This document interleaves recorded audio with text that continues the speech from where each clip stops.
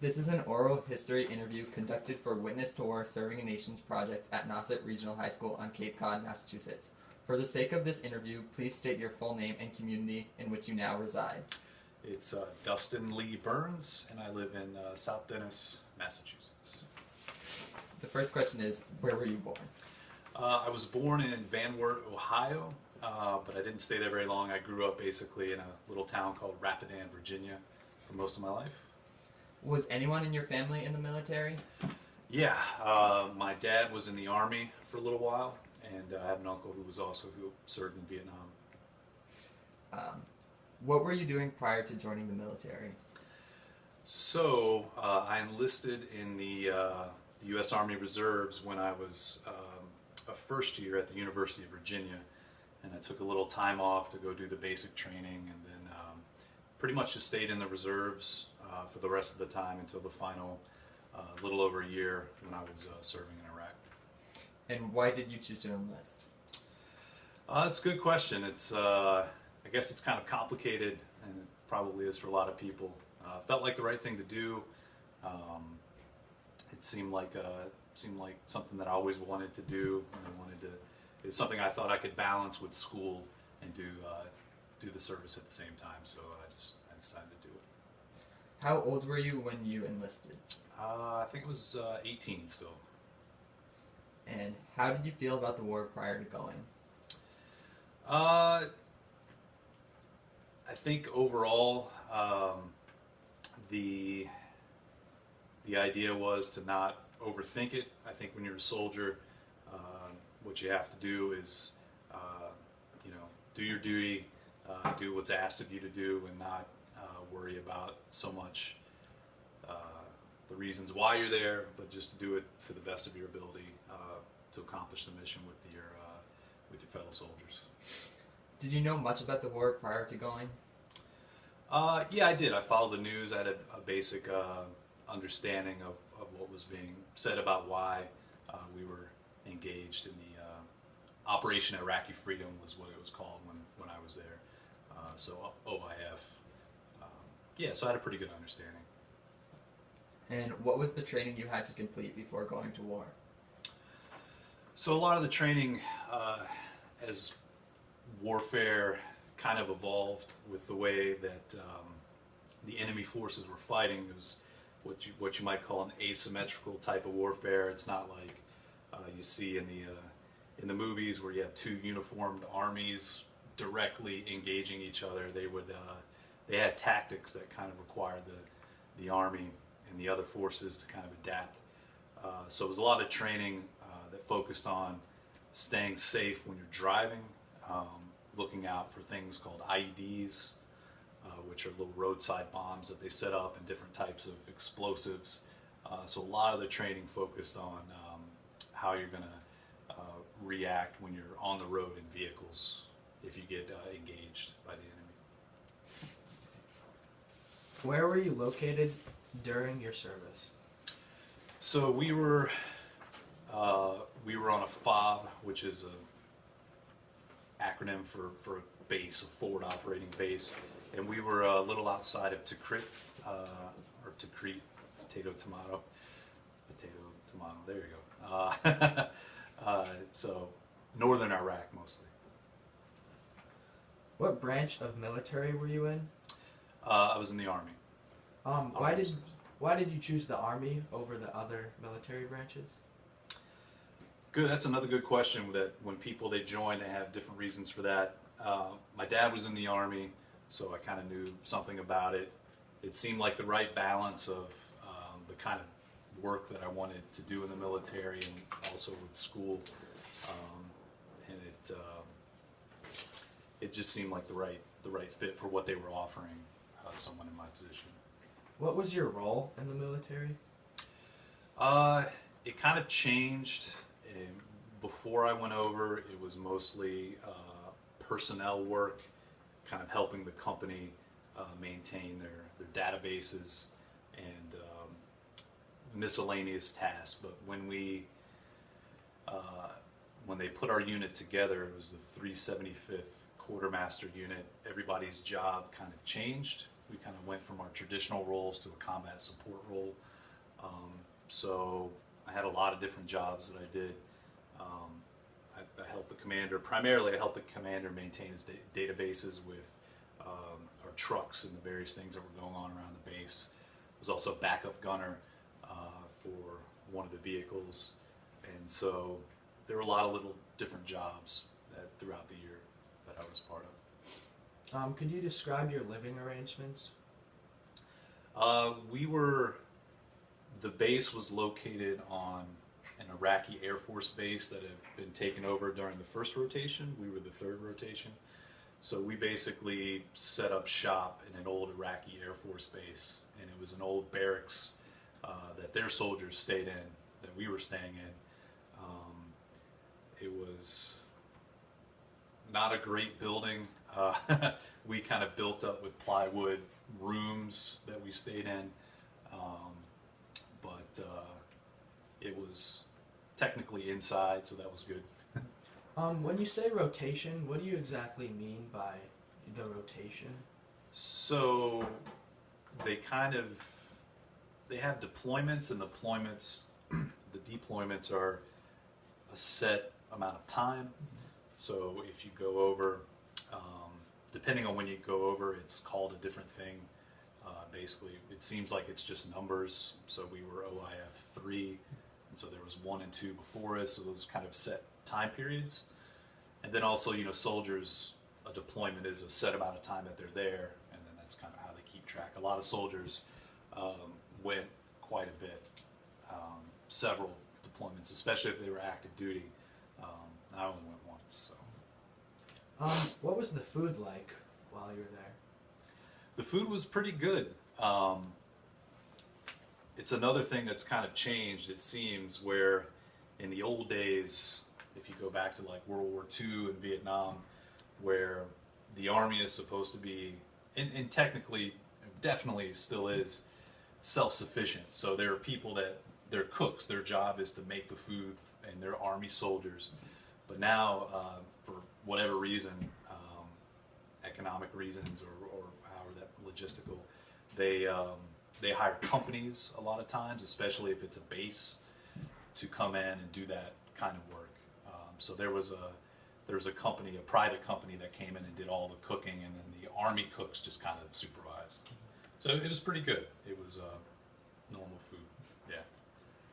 What were the relationships like with people you met? Good. You find some really great people in that environment. It's a pretty emotional experience, so you form pretty strong bonds with people. My best friend to this day is a guy that I met over there, and he's out in Iowa, and we stay in touch. But it's not always perfect harmony. It's stressful. It's tough when you put people in really stressful situations. It gets very emotional. It can be difficult and challenging, and you just have to find a way to kind of put the mission first and get it done, no matter who you're stuck with. Because I got put together with a unit that I had never seen before. They just picked me out of a pool of reservists and stuck me with this group that was out of Missouri. And so you had to instantly meet people and get to know them and learn how to work with them. So it's challenging, but get it done. Did you ever interact with any locals while there? A little bit. With the base security the way it was, the locals who came in were really heavily screened, and they didn't really get to come in that often, but there were some that were allowed to come in and work, and I got to interact with some local Iraqis, and they seemed really nice, and they were glad to have the work on the base. I think I bought some money with Saddam Hussein on it, which he had probably $1 million in Saddam Hussein money that was completely worthless by the time he was giving it out. So that's what I remember. Could you please describe your proudest moment during your service? I think just doing it in total, just getting through it. If you're not used to it, if you're on active duty, you're ready to go, you're ready for it, you're prepared. It's probably more normal to get deployed. But if you're reservist and you're living your civilian life and all of a sudden you get a letter in the mail that says, "Oh, hey, you're going to go to Iraq." You kind of forget that you're part of that system. So it's more of a transition, and it's tough, but you know, it seems like it's something you can't overcome and that you're not going to get through, and it's scary and stressful, but just you get through it, and you know, you rely on your training and accomplishing the mission, and you know, just completing that I'm pretty proud of that. When you enlisted, how long was it before you were in Iraq? Pretty big gap there, because I enlisted, I think it was the winter or fall or the winter of '98. No, that doesn't sound right. Let's see, I was at UVA '96. Either way, it was in the late '90s, and by the time I got deployed, it was 2004. So there was a pretty big gap between those two things. Prior to that, it was just doing the normal reserve stuff once a month, and the training in the summer, and that was pretty much it. Yeah. What were some of the challenges you faced while you were in service? It's a time commitment, especially if you're pursuing your education and your career. It's a time commitment. It's definitely the deployment brings a whole lot of different challenges, physically and mentally. So I think it's tough for any soldier that goes through that and serves. And I think nothing very specific other than just those general challenges that go along with being deployed. How did you stay in contact with your friends and family back home? So surprisingly, a pretty good communication system was on base with, I assume, satellites on the ground, you know, that linked us up to the communication satellites above. And so we had phones, a phone center that you could go to. I think it was a pretty big time difference. I think it was 10 or 11 hours different. But you were able to call whenever you had a chance to those satellite phones, which was pretty great. How did your expectations compare to the reality of war?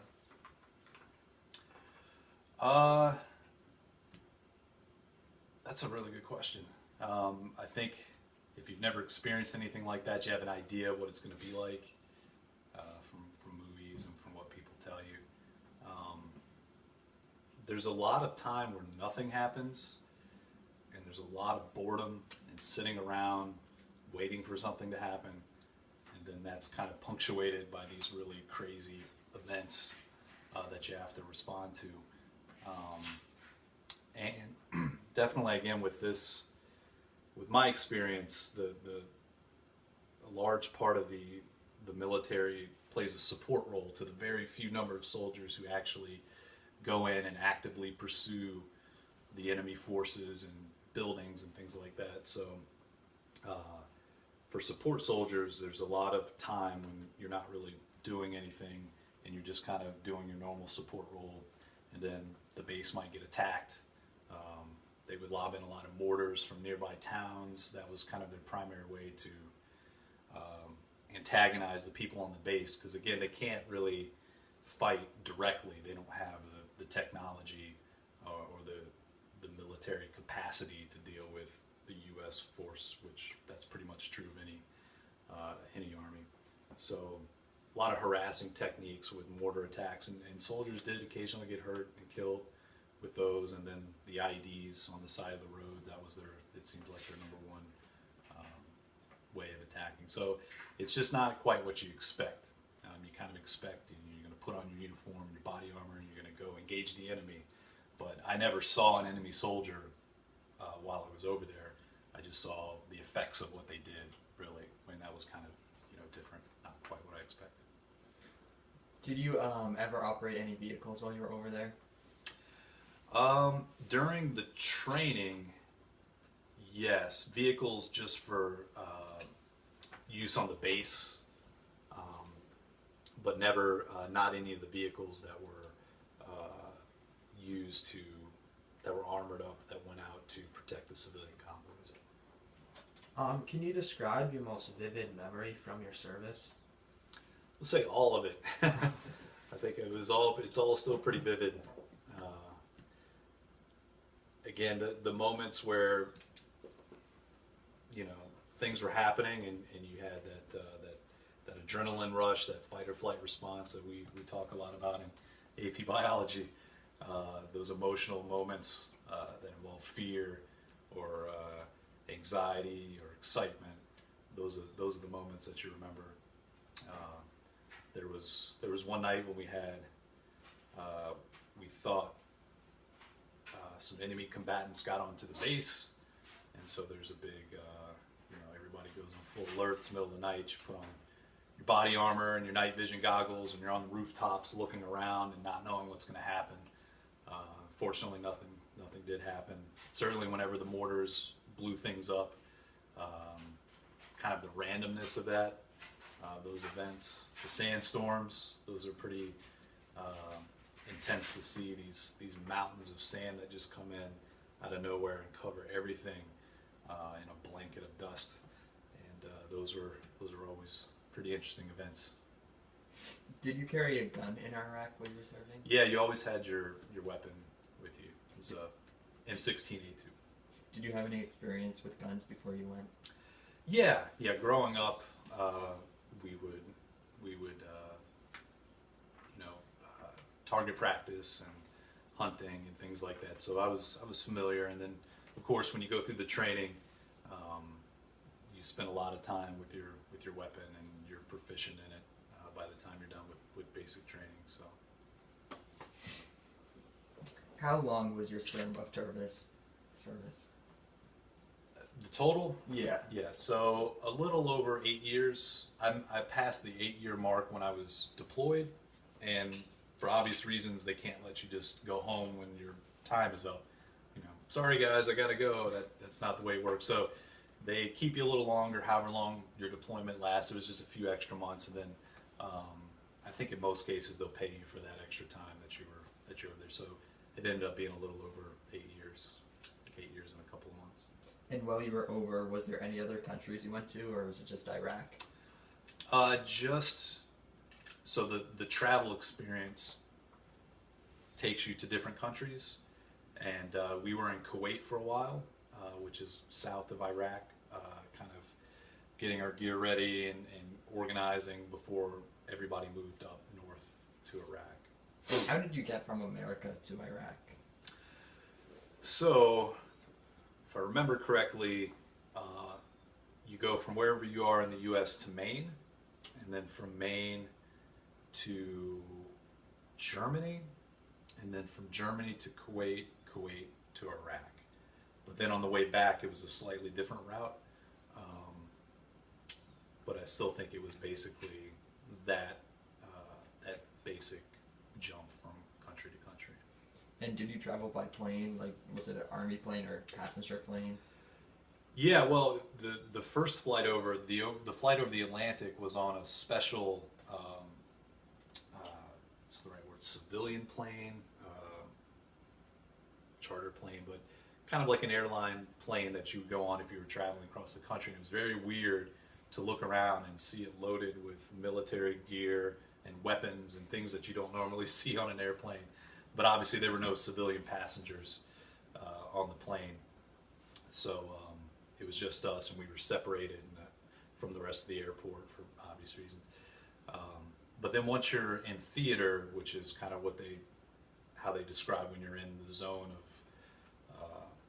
the military operation, you travel around in military vehicles like maybe called C-130s or big transport plane, helicopters, and things like that. What determined your completion of service? What determined it? Yeah. So, why did it end? Yes. Just basically the end of my contract. Yeah. How do you feel about coming home? It was great. It was wonderful. I felt fortunate because I came back without any serious physical or psychological issues, and that's not the case with a lot of soldiers that come back. Even though the casualties in this war weren't as extreme as maybe they were in other wars. There were a lot of injuries. I think thousands of soldiers that didn't make it. So to go through that, I think, and come back without any serious issues is something to definitely be grateful for. And just it really, really helps you appreciate how amazing things are here, despite the challenges that we have as a country. When you go into a situation like that and you come back, you really appreciate how good it is. You said you signed a contract. What exactly is in that contract that you signed? Quite a bit. Basically, it's a contract that commits you to however many years you sign up for, and you can really only get out of it if the Army or whatever branch determines that you're not a proper fit for whatever reason for service. But it's a contract, it's a commitment, and it's, you know, it covers time in service and your pay and all those things that are part of you know, your enlistment. Did you have any second thoughts while you were over there? Did you regret at all signing up for it? I think it's tough. I think overall, no. The overall answer to that is no, because you realize how important it is and how you know, serving. That's what when you were the 18 or 19-year-old, that's why you did it.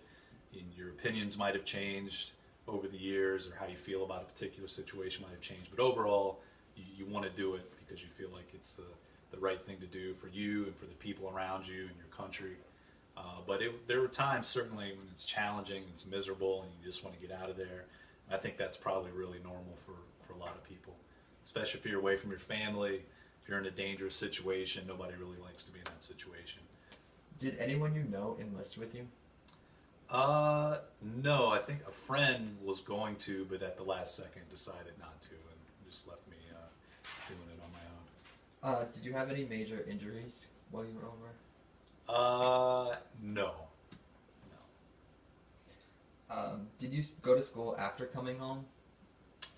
I was pursuing my educational credits that I needed to transition into teaching, but I had pretty much finished my undergraduate work before I went over, and then when I came back I started teaching and got my master's degree. Where did your life take you after the military? Straight into teaching.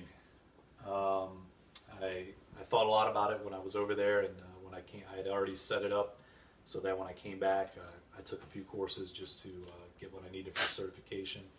And this was in North Carolina, and I taught there for about 5 years, and then moved to the Cape about 5 years ago. So it's been a total of about 11 years teaching now.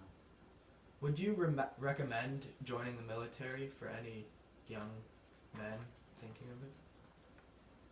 If it's, I'd say if it's right for them, I certainly don't think it should be in the way things are now a mandatory thing, like the draft. I mean, I think if we were ever in a situation where we needed to protect the country militarily and there weren't enough soldiers, then there's an argument there for mandatory service. But right now we have an all-volunteer force, and it's worked out so far, and that's a pretty special thing.